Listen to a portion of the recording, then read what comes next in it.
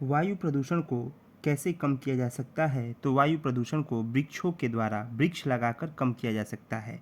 वायु प्रदूषण को कैसे कम करेंगे? तो वृक्षों के द्वारा कम किया जा सकता है। विश्व पर्यावरण दिवस कब मनाया जाता है? 5 जून को विश्व पर्यावरण दिवस मनाया जाता है। जब सूर्य की हानिकारक किरण पृथ्वी पर आएगी तो कैसे रोका जा सकता है? तो ओजोन के स्तर से रोका जा सकता है।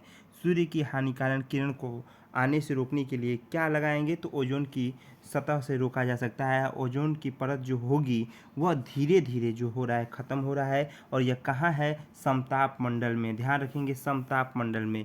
बारिश का बनना और बादल का गरजना किस में होता है? तो क्षोभ मंडल में होता है। पारिस्थितिक तंत्र का उदाहरण क्या है? तो तालाब है। पारिस्थितिक तंत्र का उदाहरण क्या है? तालाब है। बस सुनते जाएंगे।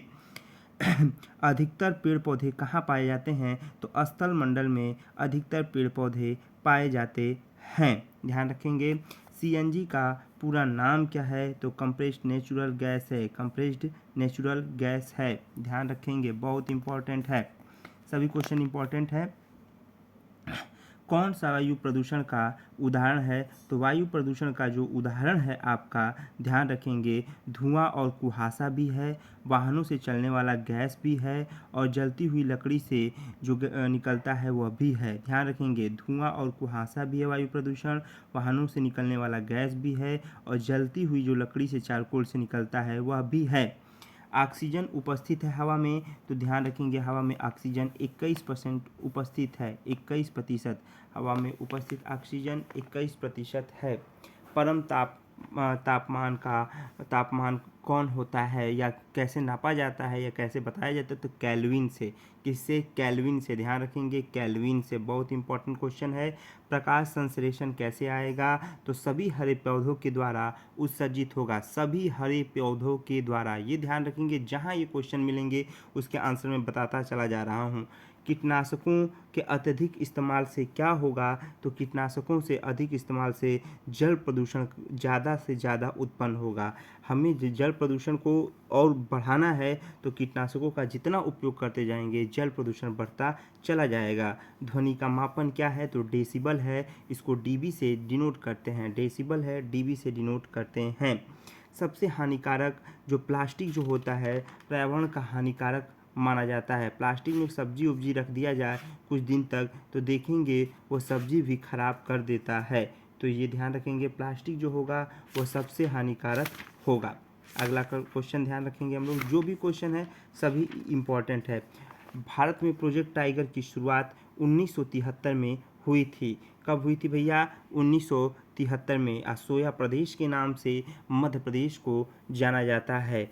सोया प्रदेश को नाम से मध्य प्रदेश को जाना जाता है। जनगणना 2011 के अनुसार भारत में लिंगानुपात कितना था?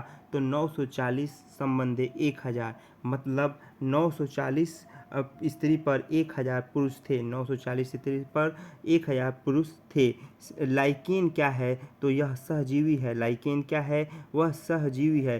सीएनजी ईंधन का प्रयोग इस्तेमाल करते हैं वाहनों में, उद्योगों में, भोजनों में। यह सब सीएनजी का प्रयोग आप वाहनों और उद्योगों में करेंगे। समुद्री शैवाल का महत्वपूर्ण स्रोत क्या है? तो आयोडीन है। समुद्री शैवाल का प्रमुख स्रोत क्या है? तो वह आयोडीन है। वायुमंडल की सबसे ठंडी परत कौन सा है? तो सबसे ठंडी परत मध्यमंडल है। सुनते जाएंगा, इसका भी नोट्स और वीडियो मिलेगा, पहले सुनेंगे, विश्वास रखेंगे एकदम। एक किसान का मित्र, केचुआ को किसान का मित्र कहा जाता है। केचुआ को क्या कहते हैं? तो किसान का मित्र कहते हैं। चमगादड़ स्तनधारी इसलिए है क्योंकि वह बच्चा देता है। चमगादड़ क्या है? स्तनधारी है क्योंकि बच्चा देता है। पर्यावरण का परिभाषा क्या है? तो वह एबायोटिक एवं बायोटिक दोनों घटक है। एबायोटिक और बायोटिक दोनों घटक से मिलकर बना है, इसीलिए उसका कहा जाता है। विश्व ओजोन दिवस कब मनाया जाता है? तो विश्व ओजोन दिवस 16 सितंबर को मनाया जाता है। द्वितीय श्रेणी में जो सांप होता है द्वितीय श्रेणी में आता है। झूम की खेती मेघालय में प्रसिद्ध है। शुष्क बर्फ किसका ठोस रूप है? तो कार्बन डाइऑक्साइड का क्या है? ठोस रूप है। कार्बन डाइऑक्साइड का ठोस रूप है। चंद्रप्रभा वन्यजीव अभयारण्य कहाँ पे है? तो चंद्रप्रभा वन्यजीव अभयारण्य चंदौली में है, जो उत्तर प्रदेश में है, और यह 1957 में इसका स्थापन किया गया था। 1957 में इसका स्थापन किया गया था।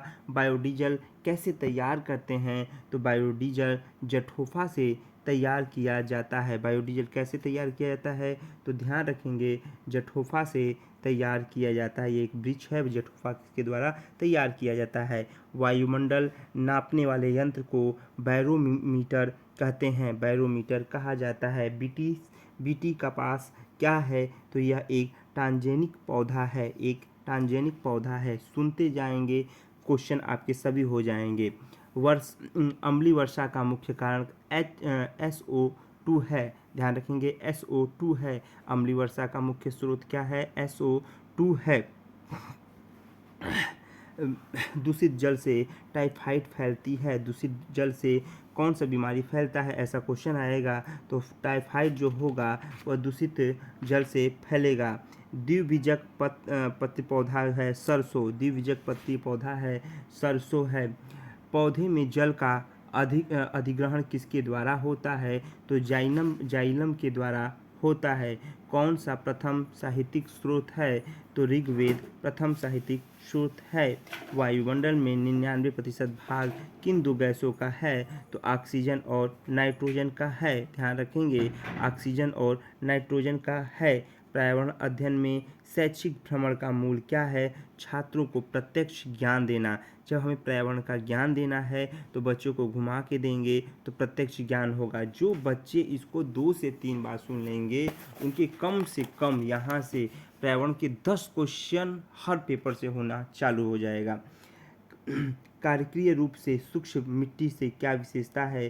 तो मिट्टी में लवण सांद्रता अधिक होता है। मिट्टी में क्या अधिक होता है? तो मिट्टी में लवण सांद्रता सबसे ज़्यादा होता है। सतत मूल्यांकन क्यों जरूरी है? सतत मूल्यांकन से, निरंतर मूल्यांकन करने से हमें हर चीज़ की जानकारी होती जाती है। चरने वाले पशु पक्षियों को कैसे बदलते रहते हैं? तो चुन कर बदलते रहते हैं। चरने वाले पशु वनस्पति को कैसे बदलते हैं? तो चुन कर चर कर बदलते हैं। भारत में हिमालय की सबसे ऊंची चोटी का नाम माउंट K2 है। माउंट K2 है। ध्यान रखेंगे, माउंट K2 है। सभी क्वेश्चन इंपॉर्टेंट है, बहुत प्रयास करके पढ़ाया जा रहा है। वायुमंडल में सबसे निचली परत का नाम क्षोभ मंडल है। सबसे निचली परत का नाम क्षोभ मंडल है। विटामिन सी से कमी से होने वाला रोग स्कर्वी है। कौन सा है? स्कर्वी है। भारत की प्रथम महिला IPS ऑफिसर कौन हुई थी? किरण बेदी हुई थी। असम का एक सींग वाला गेंडा कहाँ पाया जाता है? काजीरंगा वन्यजीव अभयारण्य में पाया जाता है। कौन सा आग्नेय चट्टान का उदाहरण है? बेसाल्ट आग्नेय चट्टान का उदाहरण है। पृथ्वी के वातावरण की किस सतह में ओजोन का परत रहता है? तो ओजोन का परत पाई जाती है तो स्ट्रेटोस्फीयर। ध्यान रखेंगे, स्ट्रेटोस्फीयर। सिख धर्म के संस्थापन कौन थे? तो वह गुरु नानक देव जी थे। गुरु नानक देव जी थे। ध्यान रखेंगे। दक्षिण गोलार्ध का सबसे लंबा दिन किस दिन होता है? तो 22 दिसंबर को होता है। 22 दिसंबर को होता है। सत्यार्थ प्रकाश के लेखक कौन थे? स्वामी दयानंद सरस्वती जी थे। स्वामी दयानंद सरस्वती जी थे। बिहू भारत के किस राज्य का लोक नृत्य है? तो बिहू असम का लोक नृत्य है। खाद्य श्रृंखला के समूह को खाद्य जाल कहते हैं। खाद्य श्रृंखला के समूह को क्या कहेंगे भैया? तो खाद्य श्रृंखला के समूह को खाद्य जाल कहेंगे। प्लेग क्या है? तो ये जीवाणु जनित बीमारी है। जीवाणु जनित बीमारी है। गैसीय अपशिष्ट है। लकड़ी कोयला से जलने वाला धुआं। गैसीय अपशिष्ट है तो लकड़ी कोयला से जलने वाला धुआं। कौन से पौधे दूर दूर प्रसारित होते हैं? तो फल के द्वारा प्रकटित पौधे। जब एक जीव लाभ लेता है बगैर दूसरे सहजीवी को प्रभावित किए तो उसे सहजीवी कहते हैं। जब एक दूसरे से लेगा लाभ तो उसे क्या कहेंगे भैया? सहजीवी होंगे। क्या कहेंगे? सहजीवी कहा जाएगा। सभी क्वेश्चन इंपॉर्टेंट हैं। सूर्य के निकटतम ग्रह कौन सा है? तो वह बुध है। कौन है? बुध है। गिर राष्ट्रीय उद्यान कहाँ है? गुजरात में है।